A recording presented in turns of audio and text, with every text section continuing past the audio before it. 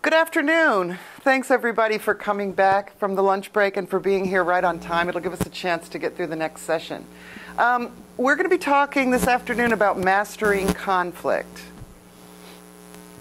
I want to start off just thinking about the terminology we're going to use. So the word conflict, which is going to be a big part of this session. What do you think of when you hear the word conflict? Just what comes into your mind when you hear that word?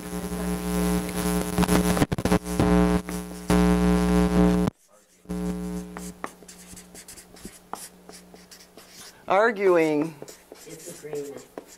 Disagreement.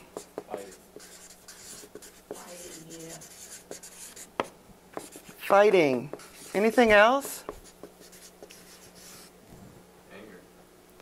Anger.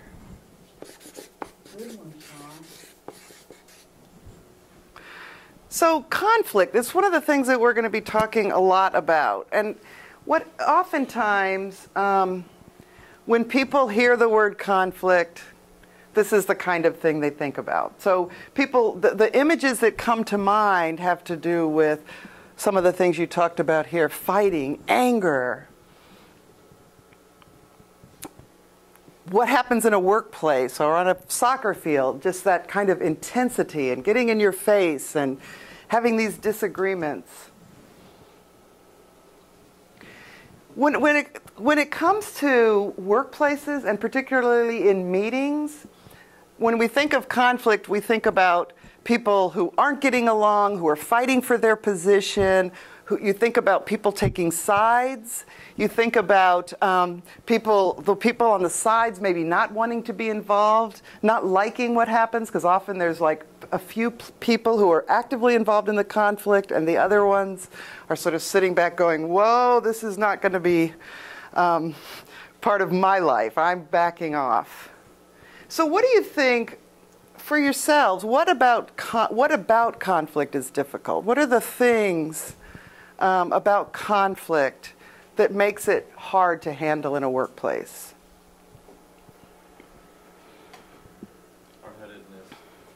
Hard-headedness? Being stubborn. So when somebody's holding on to their position and they're being inflexible, maybe? Anything else? Yes? Things just really don't get done. Right. And there we go. We get back to unproductivity.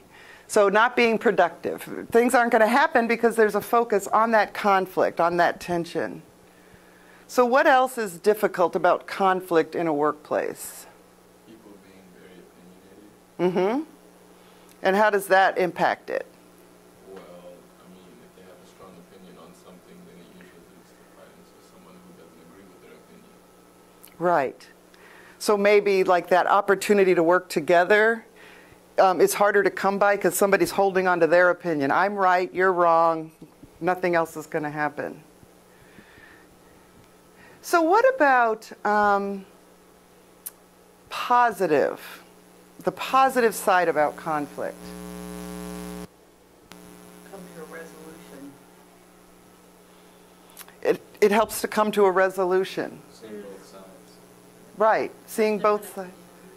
Hearing different opinions. So that's the opposite side of being opinionated. You get an opportunity to hear different opinions. What else? Compromise.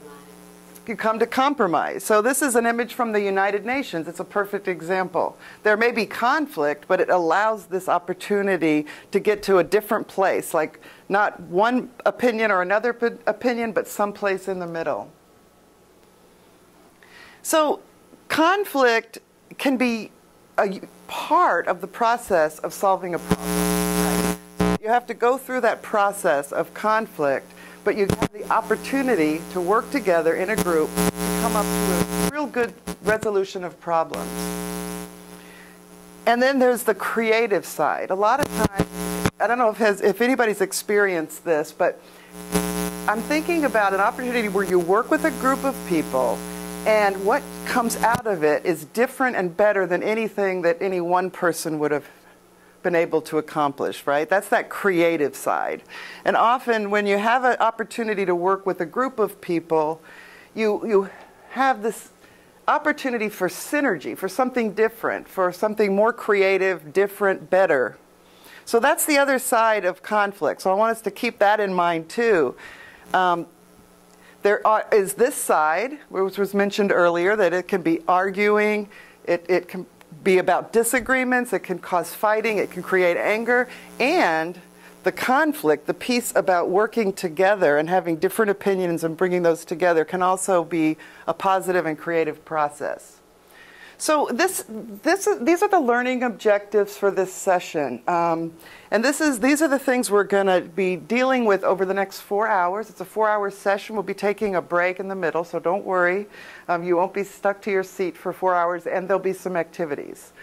But by the end of this session, I'm hoping that you will each be able to describe how conflict impacts individuals, how it affects workplaces, how it affects the dynamics, and in particular, teamwork. The other thing is I hope that by the end you'll be able to assess and be able to describe your own personal comfort level with conflict. Also, by the end, you should be able to contrast cultural differences in expressing and responding to conflict. So culture has a big and important role in dealing with conflict. And also, we'll actually getting to, this is the mastery part, we'll actually be getting to a place where you'll be able to list some actions that you yourself and your workplace could take to master conflict. Okay? Are there any questions about these objectives? Or what we're going to cover? No, ma'am. Okay. So one of the things, one of the reasons that I add this is because conflict, like a lot of issues in the workplace, has an individual component, a personal component. So that's because we bring our own personalities to the workplace, and that's going to impact the dynamics and perhaps add to the conflict. The other thing is it affects us. So but I want to go back a few slides to the image of the fighting. So the other piece about ourselves is how we're impacted by conflict of others. So even if we're not actively involved in the conflict, it can affect us because we might be like, whoa, I don't want to be part of this, and you might disengage. So again, then you don't have the opportunity to bring your own opinions to that creative process. So we're going to focus on these areas because what's important is that workplaces are able to support individuals and teams deal with conflict and make sure that it's a safe place to work, that you're supporting that creative process, and you have a better opportunity to get to the successes and the objectives that you're hoping to accomplish. So any questions yet? Okay. Has anybody experienced conflict in their workplace? Oh, every single person. Okay. So does anybody, do any of you feel that you have a role in resolving conflict, that mastering conflict could be useful for you in your work? Does anybody? Yeah? Okay, great. All right, so perhaps it's going to be relevant. You might be able to get something out of it. I sure hope so. So the first part it relates to this objective here, is getting clear about your own personal thoughts and experiences with conflict. And I developed it's a very short questionnaire that sort of helps you have a chance to think about your own experiences with conflicts and feelings about conflict. So I'm going to pass this out, and I want you to take 10 minutes to fill it out. You don't have to share anything on here with us unless you want to. It's mostly for your own use. So I'm going to give it here. If you take one piece of paper and one pencil.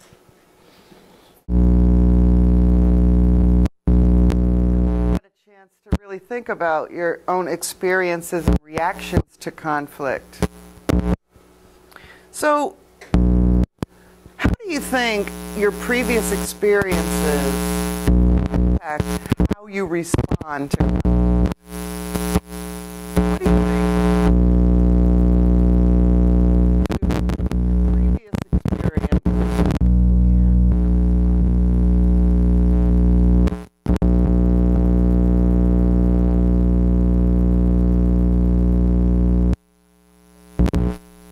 One person.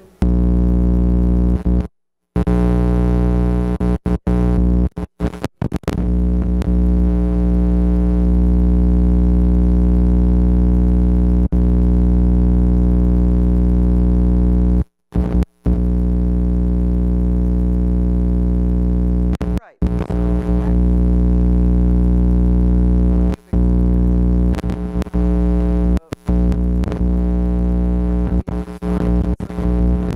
Positive things, like if they dealt with conflict well, if your parents dealt well with conflict, you may be able to use those skills in if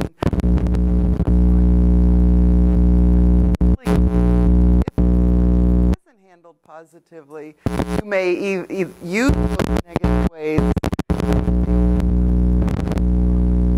Might have a lot of conflict. Avoidance. Exactly. And that happens where people who in their family life or in a workplace, I am not getting involved, right? Have you seen that at a workplace? Or have you seen somebody just shut down completely? Right. So that's one of the reasons why it's important to pay attention to your own experiences and your own reactions. I believe in all leadership topics. It's critical for us to understand who we are as people, who we are as individuals, and what do we bring, what are our strengths, what are our areas that we need to work on. And in conflict, it's even more important. So I want to talk a little bit about rules. Now, these might not be written down rules, but what do you think that you either consciously or subconsciously about conflict from the past? Do not yell. Okay, that's a rule. Okay, what else?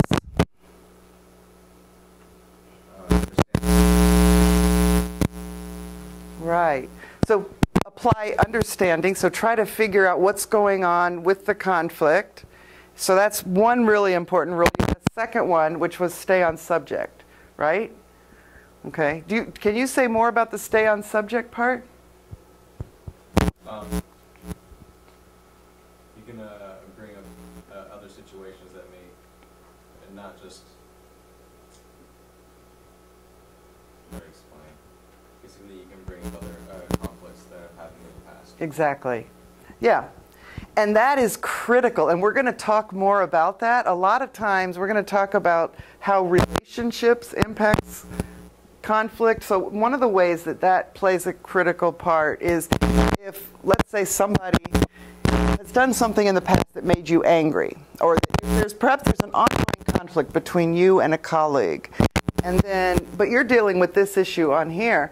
Staying on subject means you focus on what's happening right there, right then, and not go back to what was there in the past, right? And this is a critical issue, a really important reason why resolving conflict is really important, because then you don't, it's easier to stay on subject in the future. Any other rules that you have learned? Like maybe even a bad rule? Yes, Nike.